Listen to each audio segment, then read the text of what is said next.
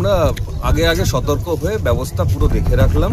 এখানকার মানুষজন যদি তেমনই হয় জল জমে গেলে কোথায় থাকবে, আমাদের ফ্লাড সেন্টার মাননীয় এসডিও সাহেবও ছিলেন, আমরা দেখলাম, সম্ভাবনাটা মাথায় রাখলাম।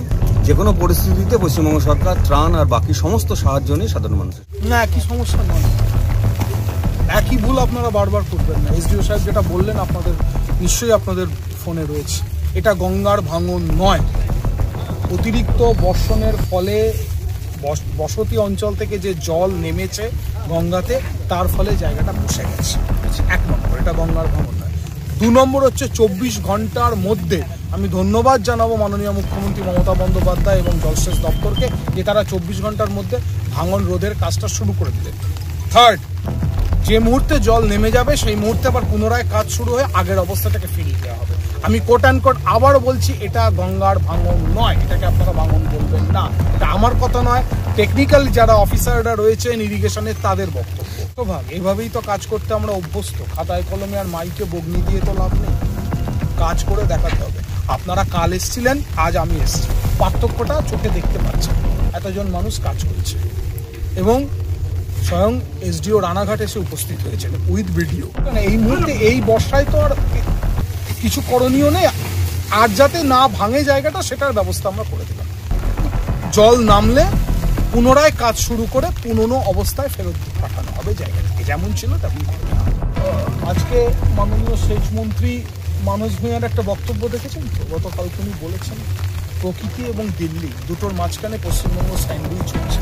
সেই স্যান্ডউইচের মধ্যে পনিরের কাজ করছে নদিয়া, চিজের কাজ করছে বহরমপুর, ফ্রুটসের কাজ করছে মালদা, বাকিটা আপনি বুঝে নেন। আর পার্টনার সম্মেলনটা তো আমি বলে দিচ্ছি, 1 টাকাও পাঠায়নি দিল্লি। ভাঙন সমস্যা সেন্ট্রালের সমস্যা, এটা নিশ্চয়ই জানেন আপনারা খুব ভালোভাবে, দীর্ঘদিন ধরে সাংবাদিকতা করছেন, তাহলে আর তো কিছু বলার নেই এর বাইরে।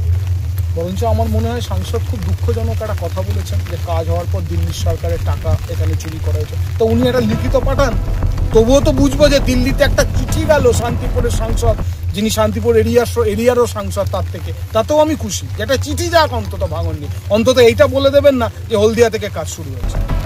আমি আজকে ইন্সপেকশন করেছিলাম, এসডিও ইরিগেশন সাহেব আছেন এখানে, উনি বলছেন অ্যাজ পার হিজ অ্যাসেসমেন্ট এই জলের রিভারের প্রেশার থেকে হয়নি, যে এক্সেসিভ রেইনফল হয়েছে তার জন্য হয়েছে। তো ইরিগেশন ডিপার্টমেন্ট এখানে ইনকোয়ারি করার পরে এখানে কিছু রিপেয়ারিংয়ের কাজ স্টার্ট করছে।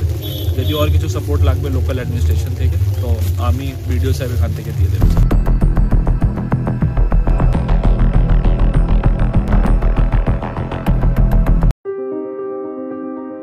এই গরমে একটু স্বস্তি পেতে আজই আসুন মন জিনিসে, যেখানে একই ছাদের তলায় পেয়ে যাবেন 100-র বেশি ভ্যারাইটিস আইসক্রিম সহ কেক, পেস্ট্রি, বার্গার এবং বিভিন্ন মুখরোচক খাবার। বিভিন্ন অনুষ্ঠানের জন্য অতিথি আপ্যায়নে হাজির ফুলিয়া ট্রেকার স্ট্যান্ডের বিপরীতে মন জিনিস।